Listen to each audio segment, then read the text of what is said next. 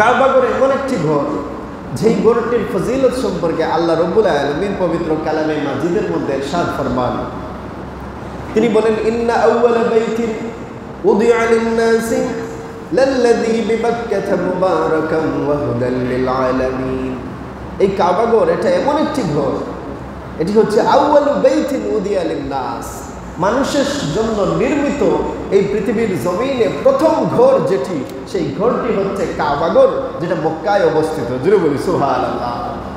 আল্লাহ রাব্বুল আলামিন এই জমিনের মধ্যে যত ঘর নির্মাণ করিয়েছেন তার মধ্যে প্রথম ঘরের মর্যাদা দিয়েছেন কোনটাকে? আল্লাহর ঘর কাবা শরীফকে। আল্লাহ বলেন, লাল্লাযী বিবাক্কাতা মুবারাকান, এই কাবা ঘরকে আল্লাহ রাব্বুল আলামিন নির্মাণ করেছেন মক্কা শরীফে। আর এই ঘরটা হচ্ছে বরকতময়, এই ঘরটা হচ্ছে সমস্ত মানুষের জন্য হেদায়েতের পথ প্রদর্শক। সুবহানাল্লাহ। এই ঘরটাকে আল্লাহ নির্মাণ করেছেন মক্কা শরীফে, যে অঞ্চলটা বরকতময়, আর এটা মুমিনের জন্য হেদায়েতের জায়গা। এই জায়গায় গেলে মুমিনরা আল্লাহ রাব্বুল আলামিনের রহমতের নিকটবর্তী হয়ে যায়। সুবহানাল্লাহ। তিনি পৃথিবীতে আল্লাহ রাব্বুল আলামিন ইবাদতের জন্য মানুষের প্রথম যে ঘর নির্মাণ করিয়েছেন সেই ঘরটার নাম হচ্ছে কাবা ঘর। এটার মর্যাদা কি বুঝতেছেন? আল্লাহ রাসূল সাল্লাল্লাহু আলাইহি ওয়াসাল্লামকে হযরতে আবু যর আল গিফারি রাদিয়াল্লাহু তাআলা আনহু প্রশ্ন করেন, ইয়া রাসূলুল্লাহ সাল্লাল্লাহু আলাইহি ওয়াসাল্লাম, আইয়ু মাসজিদিন উদিআ ফিল আরদি আওয়ালান, ইয়া রাসূলুল্লাহ আমাদেরকে বলে দেন এর মধ্যে সর্বপ্রথম মসজিদ কোনটা, কোন মসজিদটাকে প্রথম নির্মাণ করা হয়েছে? রাসূলুল্লাহ সাল্লাল্লাহু আলাইহি ওয়াসাল্লাম জবাব দিলেন, মসজিদুল হারাম। এই জমিনের মধ্যে সর্বপ্রথম যে ঘরটা নির্মাণ করা হয় মসজিদ হিসাবে, ওই ঘরটা আর কোনো ঘর না, আল্লাহর ঘর হারাম শরীফ কাবা ঘর। জোরে বলেন সুবহানাল্লাহ। জিজ্ঞেস করেন, সুম্মা আইয়ু, ইয়া রাসূলুল্লাহ কাবা ঘরের পরে কোন মসজিদ নির্মাণ হয়েছে? রাসূলুল্লাহ সাল্লাল্লাহু আলাইহি ওয়াসাল্লাম বলেন, আল মসজিদুল আকসা, বাইতুল মাকদিস। জিজ্ঞেস করেন, কাম কানা বাইনাহুমা, আল্লাহর ঘর বাইতুল্লাহ আর বাইতুল মাকদিস নির্মাণের মধ্যে সময় কতটুকু দূরত্ব? রাসূলুল্লাহ সাল্লাল্লাহু আলাইহি ওয়াসাল্লাম বলেন, 40 সানা। আল্লাহর ঘর বাইতুল্লাহ শরীফ নির্মাণের 40 বছর পর বাইতুল মাকদিস নির্মিত হয়। সুবহানাল্লাহ। তাইলে এই পৃথিবীর জমিনে প্রথম ঘর হচ্ছে কোনটা? কাবা শরীফ। এই কাবা শরীফকে সর্বপ্রথম নির্মাণ করেছিলেন ফেরেশতারা। প্রথম নির্মাণ করেছেন কে? ফেরেশতারা। আদম নবী যখনও জমিনে আসেন নাই তখনও এই জমিনের মধ্যে কাবা ঘরকে আল্লাহ তৈরি করিয়েছিলেন ফেরেশতাদের মাধ্যমে। সর্বপ্রথম ফেরেশতারা এই ঘরে হজ করেছে, তারপর আদম নবী দুনিয়ার জমিনে তাশরিফ এনেছেন। তিনি পুনরায় এই কাবা ঘরকে ফেরেশতারা যে জায়গায় বানিয়েছিলেন সেই জায়গায় পুনরায় তিনি সংস্কার করেন, নতুন করে নির্মাণ করেন। তিনি সেই ঘরে হজ করেন। জুড়ে বলেন সুবহানাল্লাহ। রাসূল আরবি সাল্লাল্লাহু আলাইহি ওয়াসাল্লাম ইরশাদ ফরমান, কানা মাওদিউল বাইতি ফি জামানে আদম শিবরান আও আকসার আলামান। আল্লাহর হাবিব সাল্লাল্লাহু আলাইহি ওয়াসাল্লাম বলেন, হযরতে আদম নবীর জামানায় কাবা ঘরটা এক বিগত জায়গা বা তার চাইতে বেশি পরিমাণ জায়গা চিহ্নিত ছিল। আল্লাহ এটাকে চিহ্নিত করে রেখেছেন কাবা ঘর কোনটা হবে। ফেরেশতারা এখানে আগে কাবা ঘর নির্মাণ করেছেন, হজ করেছেন। আর আদম নবী যখন আসছেন তখন এই ঘরের অস্তিত্ব ছিল না, কিন্তু চিহ্নিত ছিল, এক বিগত বা কিছু জায়গা আলামত হিসাবে রাখা হয়েছিল। তাই তো রাসূলুল্লাহ সাল্লাল্লাহু আলাইহি ওয়াসাল্লাম বলেন, ফাকানাতিল মালায়েকাতু তাহুজ্জুহু ক্বাবলা আদম। নবী আদম দুনিয়ার জমিনে আসার আগে ফেরেশতারা এই ঘরটাকে হজ করেছেন। এই ঘরে এসে সুবহানাল্লাহ। তারপর সুম্মা হাজ্জা আদম, হযরতে আদম নবী ফেরেশতাদের পরে তিনি হজ করেন। ফাস্তাকবালাতহুল মালায়েকা, একদিন ফেরেশতাদের সাথে আদম নবীর সাক্ষাৎ হয়। তখন ফাকালু ইয়া আদম মিন আইনা জিতা, কোথায় থেকে আসছেন হে আদম? জিজ্ঞেস করেন ফেরেশতারা। আদম নবী বলেন, হাজাজতুল বাইতা, আমি আল্লাহর ঘর কাবা শরীফে হজ করে আসছি। ফেরেশতারা বললেন, কাদ হাজ্জাতুল মালায়েকাতু ক্বাবলাকা, ও নবী আদম তুমি দুনিয়ার জমিনে আসার আগে আমরা ফেরেশতারা এই ঘরে হজ করেছি। সুবহানাল্লাহ। তাহলে বোঝা যাচ্ছে এই ঘর প্রথমে নির্মাণ করছেন কারা? ফেরেশতারা। এরপর আদম নবী যখন চলে গেলেন, ওনার ছেলে হজরতে শীস আলাইহিস সালাম তিনি এরপরে নির্মাণ করেন। শীস আলাইহিস সালামের পরে নূহ আলাইহিস সালাম আসেন, তখন প্লাবন হয়, কাবাগরটা তখন ধ্বংস হয়ে যায়, শুধু এক টুকরা উঁচু জায়গা বাকি ছিল কাবাগরের চিহ্ন। হজরতে নবী ইব্রাহিম আলাইহিস সালামকে আল্লাহ আদেশ করেন, তুমি বাইতুল্লাহ আবার নির্মাণ করো। তখন তিনি তার ছেলে হজরত ইসমাইল আলাইহিস সালামকে সাথে নিয়ে কাবাগরকে পুনরায় নির্মাণ করেন। হজরতে ইব্রাহিম নবী চলে যান, হজরতে ইসমাইল নবী চলে যান, আস্তে আস্তে সেখানে জুহরুম গোত্র আসে, তারা পুনরায় এই কাবাগরকে ভেঙে নতুন করে নির্মাণ করে, এরপর সেই ঘরটাকে আমালেকা জাতি নির্মাণ করে। এর ধারাবাহিকতায় রাসূলুল্লাহ সাল্লাল্লাহু আলাইহি ওয়াসাল্লামের পূর্বপুরুষ, যার নাম ছিল কুসাই ইবনে কিলাব, কুসাই যিনি রাসূলুল্লাহর পূর্বপুরুষ, তিনি এটাকে ৭ম নির্মাণ করেন। কুসাই নির্মাণ করার পর দীর্ঘদিন অতিবাহিত হয়। এখন কুরাইশ বংশের যারা রাসূলুল্লাহ সাল্লাল্লাহু আলাইহি ওয়াসাল্লামের জামানা আসে, তখন কুরাইশদের মধ্যে আবার তাদের মধ্যে সবার মধ্যে আলোচনা শুরু হয়, কাবাগরটাকে নতুন করে আবার নির্মাণ করা দরকার। আল্লাহর রাসূল সাল্লাল্লাহু আলাইহি ওয়াসাল্লামের জামানায় যখন কাবাগর নির্মাণ হচ্ছে, তখন কাবাগর নির্মাণের সিরিয়ালে সেটা ছিল ৮ নম্বর। কত নম্বর? ৮ নম্বর বার রাসূলুল্লাহ সাল্লাল্লাহু আলাইহি ওয়াসাল্লামের জামানায় এই কাবাগরকে আবার কি করা হয়? পুনর্নির্মাণ করা হয়। কাবাগরের দেয়ালগুলা ভেঙে নতুন করে তৈরি করা হয়। তো এই কাবাগরকে রাসূলুল্লাহ সাল্লাল্লাহু আলাইহি ওয়াসাল্লামের জামানায় কেন পুনরায় নির্মাণ করা হলো? কোন কারণে নতুন করে আবার নির্মাণ করা হলো? এর পিছনে কারণ কি? উলামায়ে কেরামরা এর পিছনে অনেকগুলা কারণ বলেছেন। আমরা কয়েকটা আলোচনা করি। একটা কারণ হচ্ছে যে একজন মহিলা এসেছিল আগরবাতি বা ধুনা নিয়ে, সে কী করবে? কাবাগরের চতুর্দিকে সুগন্ধি ছড়াবে, সুগন্ধি ব্যবস্থা করার জন্য সে আগরবাতি নিয়ে আসছে, বা ধরেন ধুনা জ্বালিয়ে ধূপদানি নিয়ে আসছে। তো সে যখন এই ধূপদানি নিয়ে কাবাগরের পাশে রেখে দিল, হঠাৎ এই ধূপদানি থেকে, এই আগরবাতির আগুন থেকে একটা স্ফুলিঙ্গ গিয়ে বাতাসের কারণে সেটা ছিটকে গিয়ে পড়ে গেল কাবাগরের গিলাফের মধ্যে। আর তখন কাবাগরের গিলাফে আগুন ধরে যায়, আর আগুন ধরার কারণে আস্তে আস্তে কাবাগরের গিলাফ পুড়ে কাবাগরের দেয়ালে আগুন লেগে যায়, এবং কাবাগরের দেয়ালটা তখন অনেকাংশ পুড়ে যায়। এই কারণে কুরাইশরা চিন্তা করলেন, যেহেতু কাবাগরের দেয়াল কিছুটা ক্ষতিগ্রস্ত হয়েছে, আমাদের উচিত এই কাবাগরকে পুনরায় সংস্কার করা, পুনরায় নির্মাণ করা। তাই তারা এই বিষয়ে ঐক্যমত হলেন, কাবাগরকে পুনরায় তারা নির্মাণ করবেন। জোরে বলেন সুবহানাল্লাহ। এটা ছিল একটা কারণ। আরেকটা কারণ সম্পর্কে উলামায়ে কেরাম বলেন, কাবাগর ছিল কিছুটা নিম্নভূমি। আপনারা কাবা শরীফে যারা গিয়েছেন দেখবেন, কাবা শরীফ যে মাতাফ যেটা আছে, তওয়াফ করার জায়গাটা, এটা খুবই নিচু জায়গায়, সিঁড়ি দিয়ে নিচে নামতে হয়, চতুর্দিকে উঁচু উঁচু পাহাড়। আর আল্লাহর ঘর কাবাগর যেখানে অবস্থিত, ওই জায়গাটা নিম্নভূমি, নিচু ভূমি, যার কারণে পাহাড়ি ঢল যখন নামে, বৃষ্টির পানিগুলা যখন নেমে যায়, সেই পানিগুলা প্রবাহিত হয়ে এসে কাবাগরের দেয়ালের মধ্যে ধাক্কা খায়। চতুর্দিক থেকে পানি আসে, কাবাগরের দেয়ালে এসে আছড়ে পড়ে। তো তারা চিন্তা করলো, কুরাইশরা এইভাবে যে পানি আসতেছে, হঠাৎ যদি বন্যা হয়ে যায় আর বিশাল পানির স্রোত আমাদের দিকে ধাবিত হয়, প্লাবন হয়ে যায়, তাহলে তো কাবাগরের দেয়াল টপকায়া কাবাগরের ভিতরে পানি ঢুকে যাবে। এটা আশঙ্কা করতেছিল। হঠাৎ দেখা গেল পরের বছরই বন্যা হয়েছে, আর এই বন্যার কারণে একেবারে পানি এসে কাবাগরের দেয়াল, তো দেয়ালে আসছে তো আসছে, এমনকি কাবাগরের ভিতরে ঢুকে গেছে। তো পানি ঢুকার কারণে কাবাগরের দেয়ালগুলা দুর্বল হয়ে গেল, ফাটল ধরেছে। যে সিমেন্ট দিয়ে যে ঢালাই ছিল, যে পাথরগুলা একটার সাথে আরেকটা লাগানো ছিল, সেগুলা নরম হয়ে গেছে, দুর্বল হয়ে গেছে। তো এটা দেখার পর তারা চিন্তা করলেন যে হঠাৎ না জানি কাবাগরের দেয়ালগুলা ভেঙে পড়ে যায়, তার চাইতে আমরা কাবাগরের দেয়ালগুলাকে ভেঙে নতুন করে নির্মাণ করা দরকার। এই জন্য তারা আবার সিদ্ধান্ত নিলেন, ঠিক আছে, আমরা যে কাজ করতে চাচ্ছি এটা আমাদের জরুরি। তাছাড়া আরেকটা ঘটনা ঘটে, যে কাবাগরের ভিতরে একটা কূপ ছিল। কথা বুঝতেছেন? কাবাগরের ভিতরে একটা কি ছিল? কূপ ছিল। এই কূপের মধ্যে পানি ছিল। তো মানুষরা জাহিলিয়াতের জামানায় কাবাগরের জন্য যা কিছু মান্যত করত, সেই মান্যতের সম্পদগুলা এনে এই কূপের মধ্যে ফেলে দিত। কথা বুঝে আসছে? ধরেন কেউ এক টুকরা স্বর্ণ কাবাগরের জন্য মান্যত করেছে, তো সেটা এনে কাবাগরের যে কূপ ছিল এই কূপের মধ্যে ফেলে দিত। এমনকি ওলামায়ে কেরাম বলেন সেখানে 2টা সোনার হরিণ ছিল, স্বর্ণের 2টা হরিণ এই কূপের মধ্যে ছিল।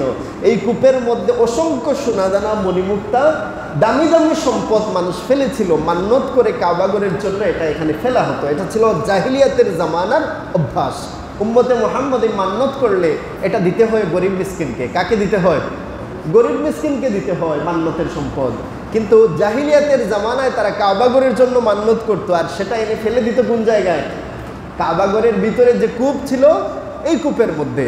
তো দেখা গেল একদিন কিছু মানুষ এই কাবাগরের দেয়ালগুলা দুর্বল হয়ে গেছে, কাবাগরের দরজাটাও দুর্বল হয়ে গেছে, দেয়ালটা আবার নিচু আর ফাটা আছে চতুর্দিকে, যার কারণে কিছু চোর এসে কাবাগরের ভিতরে ঢুকে যায়।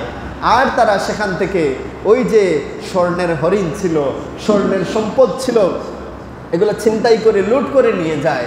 তখন কাবাগরের মানুষরা চিন্তা করলেন, একে তো বৃষ্টির পানিতে এই কাবাগর দুর্বল হয়ে গেছে, আর আরেক দিক থেকে পুড়ে যাওয়ার কারণে কিছু দুর্বল হয়েছে, এদিকে চোরও ঢুকার সাহস পেয়ে গেছে। আর চোর ঢুকে সেখান থেকে কি করছে? আমাদের কাবাগরের সম্পদ নিয়ে গেছে। তাহলে এখন অনিবার্য কারণ হয়ে দাঁড়িয়েছে যে কাবাগরকে পুনরায় কি করতে হবে? নির্মাণ করতে হবে, এছাড়া কোনো সুযোগ নাই। তো সবাই যখন ঐক্যমত হলো যে আমরা কাবাগরকে নতুন করে নির্মাণ করব। তো কাবাগর নির্মাণ করার সময় একটা ঘটনা ঘটলো। আল্লাহ রসুল সাল্লাল্লাহু আলাইহি ওয়াসাল্লামের পিতা সাইয়্যিদুনা হযরতে আব্দুল্লাহ রাদিয়াল্লাহু তাআলা, রসুলুল্লাহর পিতা, উনার একজন মামা ছিলেন। রসুলুল্লাহ সাল্লাল্লাহু আলাইহি ওয়াসাল্লামের বাবা আব্দুল্লাহর মামা ছিলেন, তার নাম আবু ওয়াহ্হাব বিন আমর আল মাখজুমি। আবু ওয়াহ্হাব নামে এক ব্যক্তি, তিনি বড় শরীফ মানুষ, ভদ্র মানুষ। তো তিনি কি করছেন, একদিন কাবাগরে আসছেন, কাবাগরের দেয়ালগুলাতে ফাটল ধরেছে। তো একটা পাথর তিনি কাবাগরের দেয়াল থেকে হাতে নিছেন, কাবাগরের দেয়াল থেকে একটা পাথর হাতে নিছেন। দেখা গেল হাতে নেওয়া মাত্র ওই পাথরটা কি হয়েছে, ফাওয়াজাবা মিন ইয়াদিহি, হাত থেকে এটা ছিটকে পড়ে গেছে। হাতে নিছেন, হাত থেকে ছিটকে পড়ে গেছে। হাত্তা রাজা ইলা মাকানি, ছিটকে যে জায়গা থেকে নিয়েছিলেন ওই জায়গায় ফিরে গেছে। জোরে বলেন সুবহানাল্লাহ। তাহলে তিনি বুঝলেন কাবাগরের পাথর খোলাটা এত সহজ হবে না, কেউ যদি খুলতে চায় পাথরটা ছিটকে যাবে, আবার জায়গায় চলে যাবে। তাই তিনি কুরাইশদেরকে ডাক দিয়া বললেন, ও কুরাইশরা, তোমরা যে কাবাগর ভাঙার নিয়ত করেছো, খবরদার, এটা কিন্তু সাধারণ কোনো ঘর না, এটা ভেঙে ফেলবা, এত সহজে ভাঙা যাবে না, তোমাদের নিয়ত পরিশুদ্ধ করতে হবে। তিনি ডাক দিয়ে বললেন, ইয়া মাশারা কুরাইশ, হে কুরাইশের অধিবাসীগণ, হে কুরাইশ সম্প্রদায়, শোনো, লা তাদখুলু ফি বুনিয়ানিহা মিন কাসবিকুম ইল্লা তাইয়িবান, হালাল সম্পদ ছাড়া কোনো হারাম সম্পদ তোমরা এই কাবাগরের নির্মাণে ব্যয় করিও না। কারণ এটা এমন ঘর, এটা আল্লাহ রাব্বুল আলামিনের কুদরতের নিদর্শন। এই ঘরটাকে যে কেউ ইচ্ছা করলেই ভেঙে ফেলবে, এই সুযোগ নাই। আব্রাহার বাদশা আসছিল এই কাবাঘর ভাঙার জন্য। আল্লাহ তখন ঝাঁকে ঝাঁকে পাখি পাঠিয়েছিলেন, আর তাদের আঘাতে, তাদের আক্রমণে আব্রাহার হস্তি বাহিনী ধ্বংস হয়েছিল, ঠিক কিনা? যার কারণে আবু ওয়াহ্হাব বললেন, খবরদার, এই ঘর নির্মাণ করার সময় নিয়ত সহি রাখতে হবে, তোমরা কোনো হারাম সম্পদ এখানে ব্যয় করবা না, শুধুমাত্র ব্যবসা করার মাধ্যমে বা হালালভাবে যে সম্পদ তোমরা উপার্জন করো ওই সম্পদটাই তোমরা এই কাবাগরের নির্মাণ কাজে ব্যয় করবা। ওয়ালা ইয়াদখুল ফিহা মাহরু বাগিয়্যিন, কোনো হারাম সম্পদ, ওয়ালা বাইউ রিবা, কোনো সুদের লেনদেনের টাকা বা কোনো জুলুমের টাকা তোমরা এই কাবাগরের দেয়ালে লাগাবা না।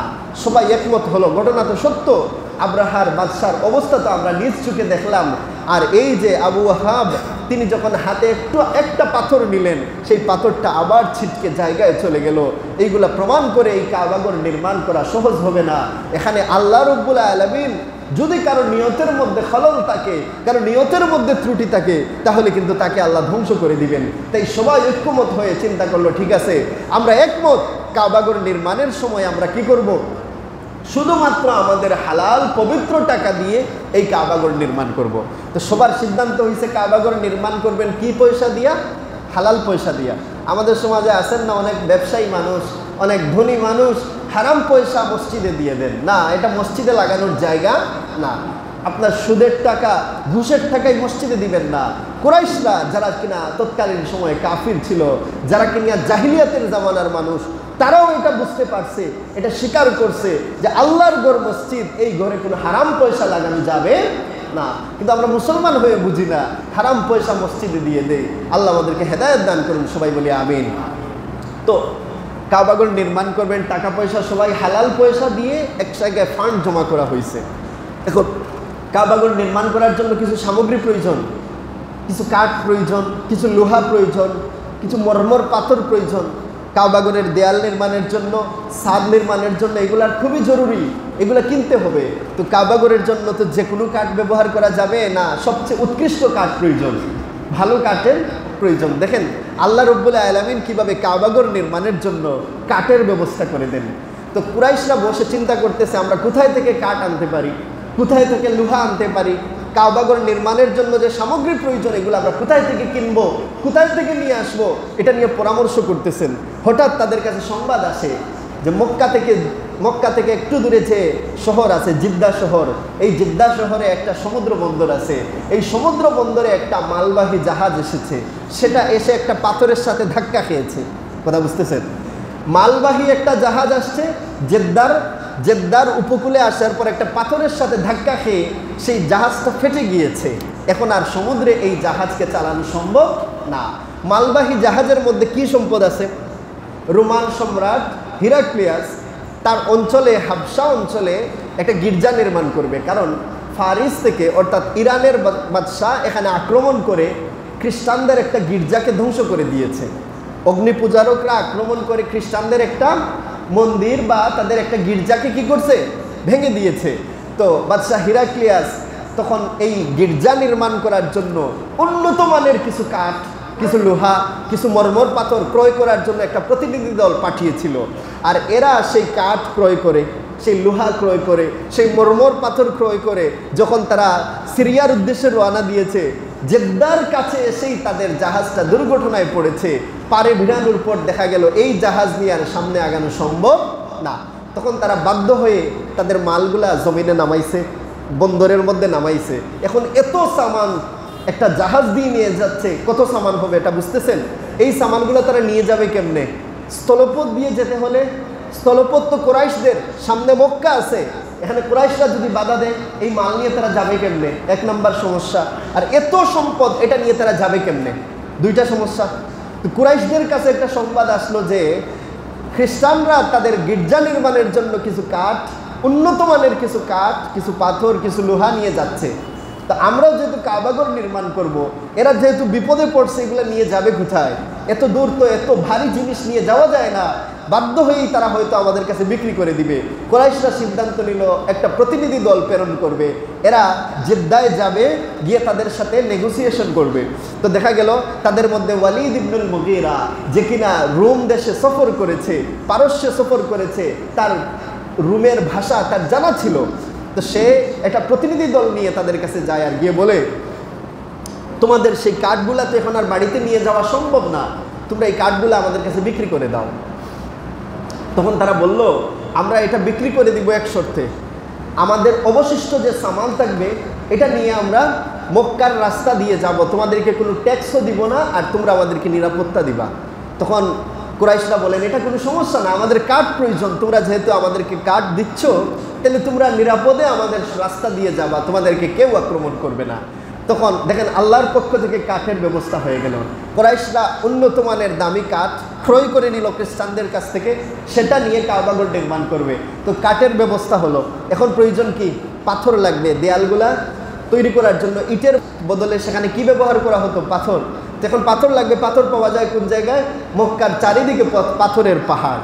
তাই তারা সিদ্ধান্ত নিল দুইজন করে ভাগ করে দেওয়া হবে, দুইজন করে একটা গ্রুপ, আর সবাই পাহাড় থেকে পাথর কেটে ইটের সাইজ করে নিয়ে আসবে।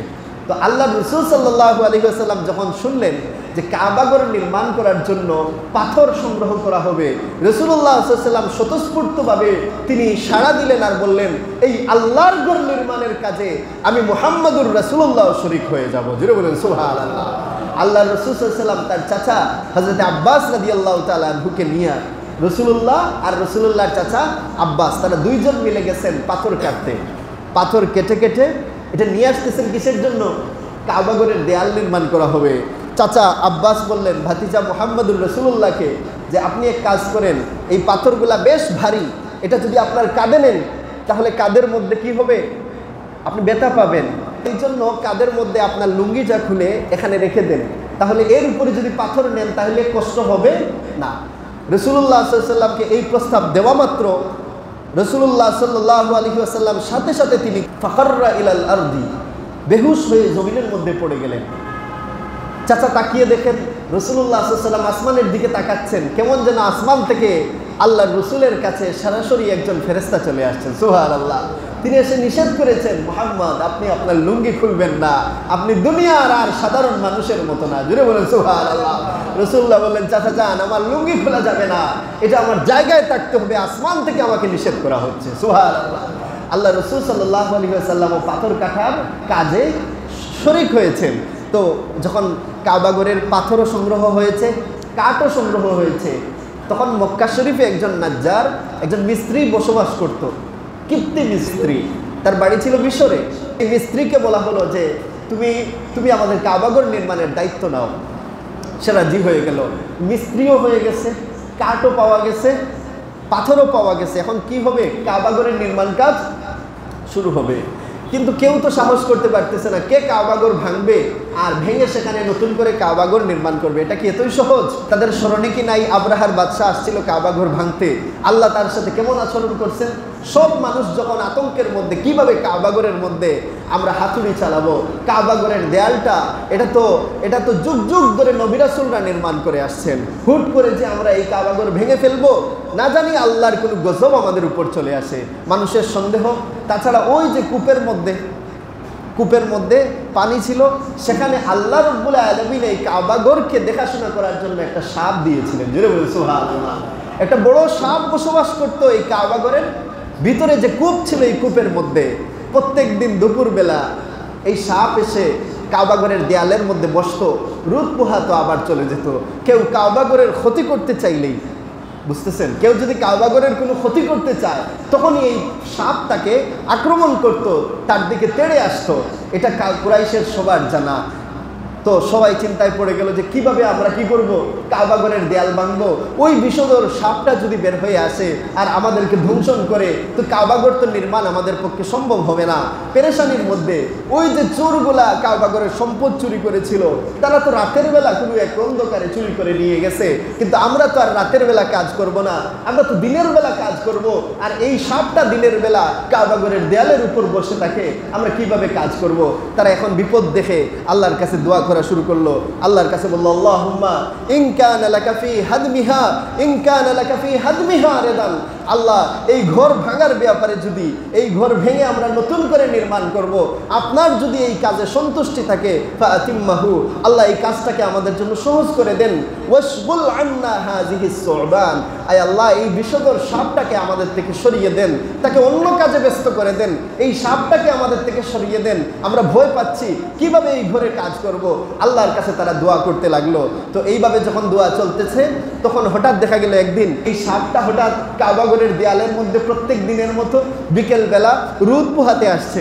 হঠাৎ দেখা গেল ফাবাআসাল্লাহু, আল্লাহ রাব্বুল আলামিন তখন প্রেরণ করলেন তাইরান, একটা পাখিকে, ফাখতাতাফাহা, ওই পাখি এসে ছু মেরে এই সাপটাকে সাথে করে নিয়ে যায়। জেনে বলেন সুবহানাল্লাহ। এই সাপের যে ভয় ছিল, হঠাৎ আল্লাহ গায়েব থেকে একটা কি পাঠিয়েছেন? পাখি পাঠিয়েছেন। ওই পাখি এসে কি করছে? এই সাপটাকে নিয়ে গেছে। তখন কুরাইশরা খুশি হয়ে গেল, আনন্দিত হয়ে গেল, আর তারা বলল, ইন্না লানারজু আইয়াকুন আল্লাহু তাআলা কাদ রাদিয়া মা আরাদনা, আমরা যে উদ্দেশ্য করেছি, নিশ্চয়ই আল্লাহ আমাদের এই কাজের উপর সন্তুষ্ট আছে। সুবহানাল্লাহ। আর তারা বলল, আমাদের কাছে তো এখন মিস্ত্রিও আছে, কাঠও আছে, পাথরও আছে, আমরা এখন কাজ শুরু করতে পারি। আল্লাহ যেহেতু এই সাপের ভয় ছিল, কাফানাল্লাহু তাআলা আল হাইয়াতা, আল্লাহ আমাদের জন্য এই সাপটাকেও দূর করে দিয়েছেন, এখন আমাদের আর কোনো ভয় নাই, কাবাগর ভাঙার কাজ শুরু করি। কিন্তু দেখা যায় কোনো ব্যক্তি আগায় না, সবাই একজন আরেকজনকে বলে, পাথর ভাঙো আগে তুমি, হাতুড়ি দিয়ে কাবাগরের দেয়ালে তুমি আগে আঘাত করো। আরেকজন বলে, না আমি পারবো না, তুমি করো। একজন আরেকজনকে ধাক্কাধাক্কি করতেছে, কারণ প্রত্যেকের ভিতরে ভয়, না জানি কাবাগরের দেয়াল ভাঙতে গেলে আমার উপরে আল্লাহর পক্ষ থেকে কোনো গজব চলে আসে। এই কারণে কেউ ভাঙার সাহস করে না। তখন ওই যে কুরাইশদের নেতা ওয়ালিদ ইবনে মুগীরা, সে বলে, আমি হচ্ছি আনা আবদাউকুম ফি হাদমিহা, আমি প্রথম কাবাগরের দেয়াল ভাঙবো। সে কাবাগরের দেয়ালের ছাদে উঠে প্রথমে একটা পাথর ভাঙে। সে প্রথম দিন কাবাগরের দেয়াল থেকে পাথর ছুটানো শুরু করে। মানুষ বলে আজকে আমরা কেউ কাজ করব না, সবাই অপেক্ষা করব, দেখব রাতের বেলা এই ওয়ালিদ ইবনে মুগিরার কোনো ক্ষতি হয় কিনা। না, যদি কোনো ক্ষতি হয় তাইলে আমরা কেউ কাবাগরের দেয়াল ভাঙতে যাব না। আর যদি দেখি যে না ওয়ালিদ ইবনে মুগিরার কিছুই হয় নাই, তাইলে আমরা সবাই কাবাগরের দেয়াল ভাঙবো, কারণ বুঝতে পারবো আল্লাহ এতে আমাদের কোনো ক্ষতি করবেন না। দেখা গেল রাত পোহালো, ওয়ালিদ ইবনে মুগিরা পরের দিন আবার কাবাগরের ভাঙার কাজে এসে শরিক হয়েছে। মানুষ তখন বুঝতে পারলো ওয়ালিদ ইবনে মুগিরা যখন কাবাগর ভাঙতে গেছে কিছুই যেহেতু হয় নাই, তাহলে ইনশাল্লাহ আমাদেরও কিছু হবে না। সবাই মিলে তখন কাবাগরকে ভেঙে ফেলেন। আর ভাঙার পর সেটাকে আস্তে আস্তে ভাঙতে ভাঙতে, দেয়ালটাকে ভাঙতে ভাঙতে নিচে যে ইব্রাহিম আলাইহিস সালাম কাবাগরের যে ফাউন্ডেশন দিয়েছিলেন ওই ফাউন্ডেশনের ইট পর্যন্ত তারা চলে আসে। হঠাৎ দেখতে পায় একটা সবুজ পাথর বের হয়েছে। ওইটা দেখেই তারা চিনতে পারছে এটা নবী ইব্রাহিম আলাইহিস সালামের পাথর। জোরে বলেন সুবহানাল্লাহ। সবাই এটা চিনতে পেরেছে। তখন দেখা গেল ইব্রাহিম আলাইহিস সালামের ফাউন্ডেশনের উপরেই পরবর্তী তারা ওই পাথরের উপরেই জয়েন্ট দিয়ে নতুন করে কি করছে, তৈরি করছে। কিন্তু ইব্রাহিম আলাইহিস সালামের গাঁথুনি দেওয়া পাথরটাকে উঠায় নাই। ফাউন্ডেশনটা কার? নবী ইব্রাহিম আলাইহিস সালামের। তো কুরাইশদের মধ্যে একজন চেষ্টা করছিল যে ইব্রাহিম আলাইহিস সালামের ফাউন্ডেশন দেওয়া পাথর থেকে পাথরগুলা তুলবে। যখনই একটা পাথর উঠায় সাথে সাথে মক্কা শরীফের মধ্যে বিশাল একটি ভূমিকম্প হয়। মানুষ তখন আতঙ্কিত হয়ে যায় আর তারা বুঝতে পারে আল্লাহ ইব্রাহিম নবীর ফাউন্ডেশন ভাঙতে চান না। তারা সিদ্ধান্ত নেয় আমরা ইব্রাহিম নবীর ফাউন্ডেশনের উপরেই দেয়াল তুলবো, আর নিচে যাব না। জোরে বলেন সুবহানাল্লাহ। তখন সবাই কাবাগরের দেয়াল তোলা শুরু করেছে। আস্তে আস্তে যখন কাবাগরের দেয়াল অনেকটা উঁচুতে চলে গেছে, হ্যাঁ, তারা যাতে এত উঁচু করবে তারা নিয়ত করেছে যেন কোনো চোর এই কাবাগরে ঢুকতে না পারে। এত উঁচু করবে কাবাগরের দরজাটাকে যাতে কোনোদিন বৃষ্টির পানি বা বন্যার পানি এসে কাবাগরের ভিতরে না ঢুকতে পারে। এই জন্য দেখবেন বর্তমানে কাবাগরের দরজা সেটা মাথার উপরে হাত দিয়ে নাগাল পাওয়া যায় না। মুলতাজাম কাবাগরের চৌকাঠ দেখবেন এটা হাত দিয়েও নাগাল পাওয়া যায় না। 6 ফুট লম্বা মানুষ থাকলে তিনি হাত দিলে হয়তো নাগাল পাবেন। এটা উঁচুতে কেন? যেন কোনোদিন বৃষ্টি বা বন্যার পানি হলেও যেন কাবাগরে না ঢুকে। জোরে বলেন সুবহানাল্লাহ। তো তারা এইভাবে নির্মাণ করতেছে, উঁচু করেছে দেয়াল। এখন রুকনে ইয়ামানি যে পাশে যেখানে হাজারে আসওয়াদ স্থাপন করার কথা, ওই জায়গাটায় হাজারে আসওয়াদ স্থাপন করা হবে। তখন দেখা গেল সবার মধ্যে একটা মারামারি বেঁধে গেছে। কুরাইশদের মধ্যে যত শাখা গোত্র ছিল সবাই দাবি করতেছে এই সম্মানিত পাথরটা আমি স্থাপন করব। বুঝতেছেন? কুরাইশদের মধ্যে হাসিবি বংশের মানুষ যারা তারাও বলতেছে আমরা স্থাপন করব। হ্যাঁ, অন্যান্য গোত্রের সদস্য যারা সব গোত্র বলতেছে আমরা স্থাপন করব। এ বলতেছে এটা আমার অধিকার, সে বলতেছে তার অধিকার। প্রত্যেকটা গোত্র এতটা ফিতনার মধ্যে পতিত হলো যে হাত্তা তাহালাফু ওয়া আদু লিল কিতাল, তারা এমন ফিতনা তৈরি করলো, এমন মারামারি বেঁধে গেল যে তারা যুদ্ধের জন্য প্রস্তুতি নিল যে এই পাথর আমার বংশ আমাদের গোত্রের মানুষ স্থাপন করবে। ওই গোত্র বলতেছে না আমরা করব, ওই গোত্র বলতেছে না আমরা করব। তখন তারা কসম করলো এই পাথর নির্মাণের জন্য প্রয়োজনে আমরা যুদ্ধ করব, তবু এই পাথর নির্মাণের মতো সম্মানিত কাজ আমাদের হাত থেকে ছাড়া করব না। পাথর নিয়ে এত কাড়াকাড়ি কেন? এই পাথরকে সবাই স্থাপন করতে চায় কেন? কারণ রাসূলুল্লাহ সাল্লাল্লাহু আলাইহি ওয়াসাল্লাম বলেছেন এটি এমন একটি পাথর, নাযালাল হাজারুল আসওয়াদু মিনাল জান্নাতি, হাজারে আসওয়াদটা জান্নাত থেকে আসা পাথর। জোরে বলুন সুবহানাল্লাহ। এটা এমন এক পাথর, হুয়া আশাদ্দু বায়াদাম মিনাল লাবানি, দুধের চাইতেও এই পাথরটা ছিল সাদা, কিন্তু ফাসাওয়াদাতহু খাতায়া ইবনে আদম, বনি আদমের গুনাহ টানতে টানতে এই পাথরটা কালো হয়ে গেছে, নতুবা ওই পাথরটা ছিল দুধের মতো সাদা। রাসূলুল্লাহ বলেন ইন্নার রুকনা ওয়াল মাকামা, রুকনে ইয়ামানির যে পাথর হাজারে আসওয়াদ আর মাকামে ইব্রাহিম নবীর পায়ের চিহ্নওয়ালা যে পাথর, এই দুইটা পাথর মিনাল জান্নাহ, ইয়াকুতাতুম মিনাল জান্নাহ, জান্নাতি পাথর, তামাসাল্লাহু নূরাহুমা, এই দুই পাথরের আলোকে আল্লাহ রাব্বুল আলামিন নিষ্প্রভ করে দিয়েছেন, আলোটাকে আল্লাহ তুলে নিয়েছেন। লাউলা লাম ইয়াতমিস, আল্লাহ যদি এই পাথরের আলো কেড়ে না নিতেন, লা আদাআতা মা বাইনাল মাশরিকি ওয়াল মাগরিব, গোটা পৃথিবী এই দুই পাথরের আলোয় আলোকিত হয়ে যেত। সুবহানাল্লাহ। কিন্তু আল্লাহ এই পাথরের আলোটাকে কেড়ে নিয়েছেন যাতে আমরা বসবাস করতে পারি। তো জান্নাতি এই পাথর কেউ তো ছাড়তে চায় না, সবাই বলে আমরা এটাকে স্থাপন করব। তখন মারামারি বেঁধে যায়। এমন অবস্থায় তারা 4 থেকে 5 দিন কাবাগরের কাজ বন্ধ আছে। সবাই এটা নিয়ে যখন তর্কাতর্কিতে লিপ্ত, তারা কুরাইশদের নেতৃবৃন্দরা সবাই বলল আমরা মসজিদে বসি, কাবাগরের চত্বরে বসে আমরা এর একটা সমাধান চিন্তা করি কি করা যায়। কুরাইশের মধ্যে সবচেয়ে বয়োজ্যেষ্ঠ যিনি, যার বয়স সবচেয়ে বেশি, তার নাম ছিল আবু উমাইয়া ইবনুল মুগীরা। আবু উমাইয়া ইবনুল মুগীরা কুরাইশের মধ্যে সবচেয়ে সিনিয়র সিটিজেন।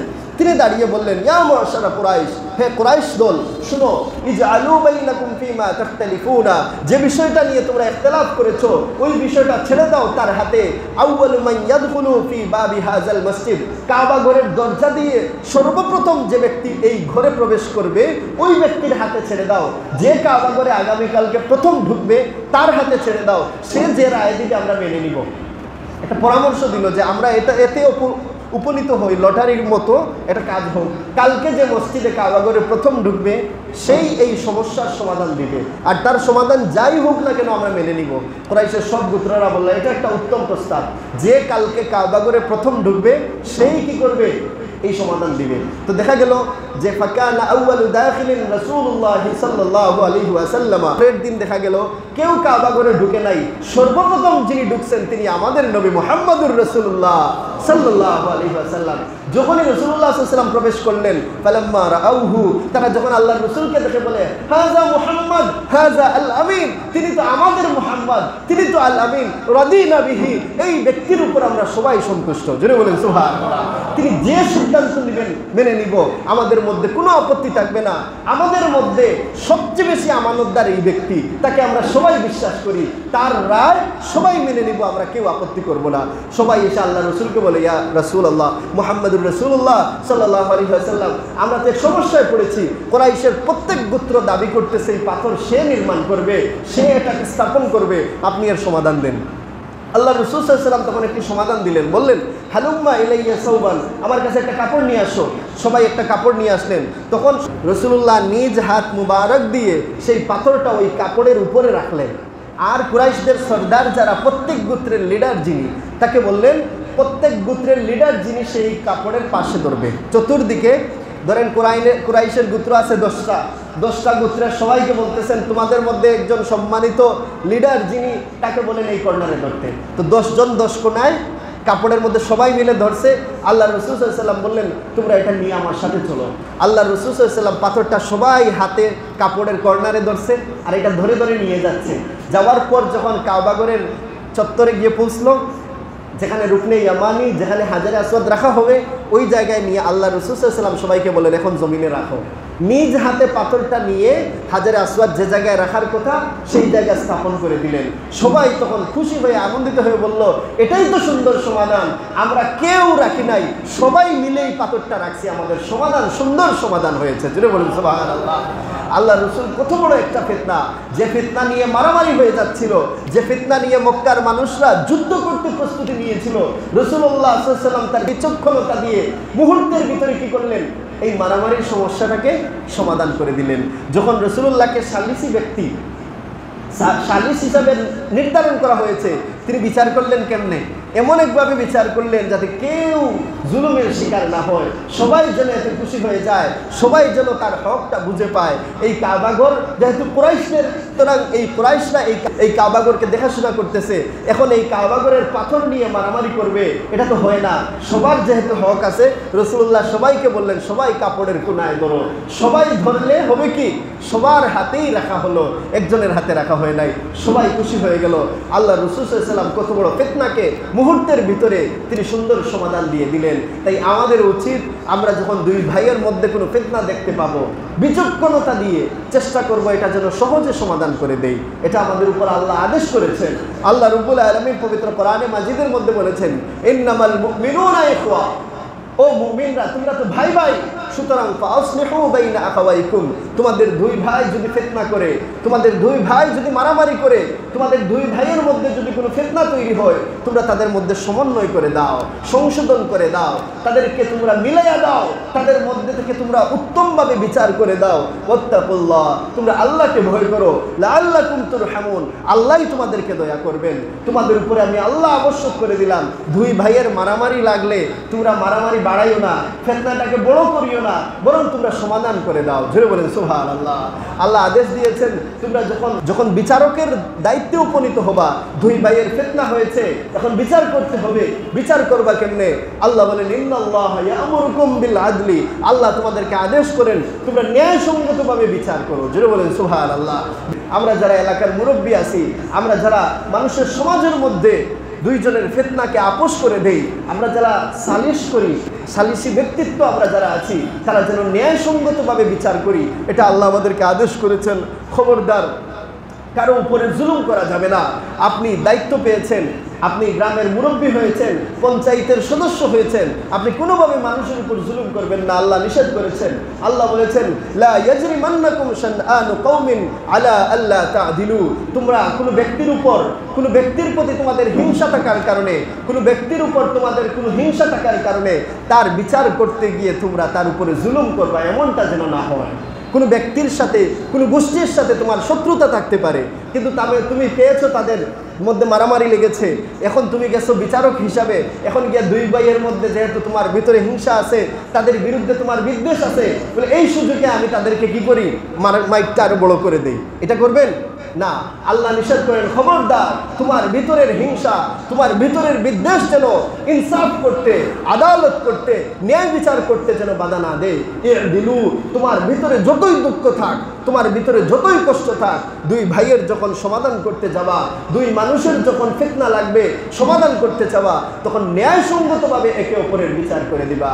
এইটা হচ্ছে মূল নীতি। আমাদের সমাজের মধ্যে এখন ন্যায় বিচার উঠে যাচ্ছে, দেখা যায় ন্যায় বিচারটা আমাদের সমাজে একবারে দুষ্প্রাপ্য হয়ে গেছে। এলাকার মুরব্বীরা, তাদের কাছে গেলে ন্যায় বিচার পাওয়া যায় না। মানুষ আজকালকে যে কোনো সামান্য ছোটখাটো ঘটনার জন্য থানায় গিয়ে মামলা করে, কেন জিজ্ঞেস করে বলে গ্রামে বললে কি হবে, মুরব্বীরা ন্যায় বিচার করে দেন না। এটা একটা আফসোসের বিষয়। আগে যেখানে মার্ডার মামলার মতো বড় বড় মামলাও মুরব্বীরা শেষ করতে পারছে, এখন দেখা যায় ছোটোখাটো একটা মুরগি নিয়ে মারামারি লাগলে সেটারও সমাধান হয় না, থানা পর্যন্ত চলে যায়। এখানে মুরব্বীদের দুর্বলতা আছে না নাই? নিশ্চয়ই দেখা যাচ্ছে এখানে মুরব্বীদের দুর্বলতা আছে। এই সমাজের মধ্যে এমনভাবে নষ্ট হয়েছে যে মুরব্বীরা এখন টাকা ছাড়া কথা বলেন না। বিচার করতে গেলে দেখা যায় যেদিকে টাকা আছে ওইদিকে রায়, যেদিকে টাকা নাই সেদিকে রায় নাই। একজন সত্যবাদী, সত্য হক পাওয়ার যোগ্য মানুষ কিন্তু তার হক পাচ্ছে না। কেন? সে মুরব্বীদেরকে কি দেয় নাই? টাকা দেয় নাই। রাসূলুল্লাহ সাল্লাল্লাহু আলাইহি ওয়াসাল্লাম আপনাকে কি বলেছেন? ঘুষ খাবেন বিচার করতে গিয়ে, আপনার জন্য রাসূলুল্লাহ সাল্লাল্লাহু আলাইহি ওয়াসাল্লাম লানত রেখেছেন। হযরতে আবু হুরায়রা রাদিয়াল্লাহু তাআলা আনহু বলেন, লা'না রাসূলুল্লাহ সাল্লাল্লাহু আলাইহি ওয়াসাল্লাম আর-রাশি ওয়াল মুরতাশি ফিল হুকমি, বিচার করতে গিয়ে যে মুরব্বী ঘুষ খাবে, বিচারকে দুলিশ্বাত করার জন্য, বিচারকে অন্যায় জুলুমে রূপান্তর করার জন্য যে ব্যক্তি ঘুষ দিবে আর যে ব্যক্তি ঘুষ খাবে, উভয়কে আল্লাহর রাসূল লানত দিয়েছেন। রাসূলুল্লাহ তাকে দূর দূর করে তাড়িয়ে দিবেন। রাসূলুল্লাহ তাকে লানত দিয়েছেন, সে মালউন। লানত যে পায় তাকে কি বলা হয়? মালউন। আমাদের ভাষায় তাকে বলা হয় মালাউন। তার উপরে আল্লাহর লানত, তার উপরে রাসূলুল্লাহর লানত। সে বিচার করতে গিয়ে টাকা খেয়েছে। জুড়ে বলেন নাউজুবিল্লাহ। এই কাজ কি কখনো করা যাবে? যিনি বিচার করতে গিয়ে টাকা ছাড়া বিচার করেন না, টাকা খেয়ে মানুষকে, যার হক পাওনা তাকে না দিয়ে মানুষের উপর জুলুম করেন, জেনে রাখবেন আপনাকে রাসূলুল্লাহ শুধু লানতই দেন নাই, আপনার জায়গা কোন জায়গায় হবে সেটাও বলে দিয়েছেন। রাসূলুল্লাহ বলেন আর-রাশি ওয়াল মুরতাশি ফিন নার, ঘুষ দাতা, ঘুষ গ্রহীতা, যে ঘুষ খায়, যে ঘুষ দেয়, উভয়ই জাহান্নামী হবে। জুড়ে বলেন নাউজুবিল্লাহ। তাই বিচার করতে গেলে খবরদার কোনোভাবে ঘুষ খাওয়া যাবে না। যদি এই টাকা খাওয়ার বিষয়টা বন্ধ হয়ে যায়, আমাদের সমাজের ন্যায় বিচার ফিরে আসবে। রাসূলুল্লাহ সাল্লাল্লাহু আলাইহি ওয়াসাল্লাম বলেন আল কাদাতু সালাস, বিচারকরা হয় তিন ধরনের। বিচারকরা কয় ধরনের? তিন ধরনের। ওয়াহিদুন ফিল জান্নাহ, একদল বিচারক জান্নাতে যাবে আর দুই দল বিচারক জাহান্নামে যাবে। একদল বিচারক জান্নাতে যাবে, দুই দল বিচারক কোথায় যাবে? জাহান্নামে যাবে। একদল বিচারক কারা? ফাআম্মাল্লাযী ফিল জান্নাহ, যেই দলটি জান্নাতে যাবে তারা কারা? রাসূলুল্লাহ বলেন ফারাজুলুন আরাফাল হাক্কা ফাকাদা বিহি, যেই ব্যক্তি হক জানে, চিনে, বুঝে, তার বিচার কার্য করার যোগ্যতাও আছে, হক চিনে, বুঝে এবং হক অনুযায়ী বিচার কার্য করে। যার যেটা হক, যার যেটা পাওনা, তাকে সেটা দিয়ে দেয়। বিচার করতে গেলে কারো পক্ষে রায় দেয় না, বরং যার হক পাওনা তার পক্ষেই রায় দেয়। রাসূলুল্লাহ বলেন এই দল জান্নাতি। জুড়ে বলেন সুবহানাল্লাহ। এই দল কোথায়? জান্নাতি। এই দল শুধু জান্নাতি না, রাসূলুল্লাহ বলেন ইন্নাল মুকসিতিনা ইনদাল্লাহি মানাবিরা মিন নূর। আল্লাহ রাব্বুল আলামিন কিয়ামতের দিন ন্যায় বিচারক যারা, সত্যের উপরে থেকে যারা বিচার কার্য পরিচালনা করেছেন, তাদের জন্য আল্লাহ কিয়ামতের দিন নূরের মিম্বর নির্মাণ করবেন। জোরে বলুন সুবহানাল্লাহ। ও বিচারক মুরব্বীরা, খেয়াল করে শুনেন, আপনি যদি দুনিয়ার জমিনে ন্যায় বিচার করতে পারেন, আপনি যদি দুনিয়ার জমিনে ইনসাফ প্রতিষ্ঠা করতে পারেন, তাহলে দুনিয়ার জমিনে যেভাবে আপনাকে মানুষরা উঁচু চেয়ারে বসায়, কিয়ামতের দিন আপনাকে ঠিক তেমনিভাবে আল্লাহ রাব্বুল আলামিন নূরের সুন্দর চেয়ারের মধ্যে আল্লাহ তাআলা বসাবেন। জোরে বলেন সুবহানাল্লাহ। আর দুই গুরু বিচারী, এদেরকে আল্লাহ কোথায় দিবেন? জাহান্নামে দিবেন। এরা কারা? এক নাম্বার রাজুলুন আরাফাল হাক্কা, এক ব্যক্তি যে হক চিনতে পেরেছে, এক ব্যক্তি যে কি চিনতে পেরেছে? হক কোনটা এটা জানতে পারছে, কিন্তু ফাজারা ফিল হুকমি, হুকুম দেওয়ার সময় টাকা খেয়ে বদলে গেছে। চিনতে পারছে হক এটা, এই ব্যক্তি হক পাবে, কিন্তু টাকা খেয়ে কি করেছে?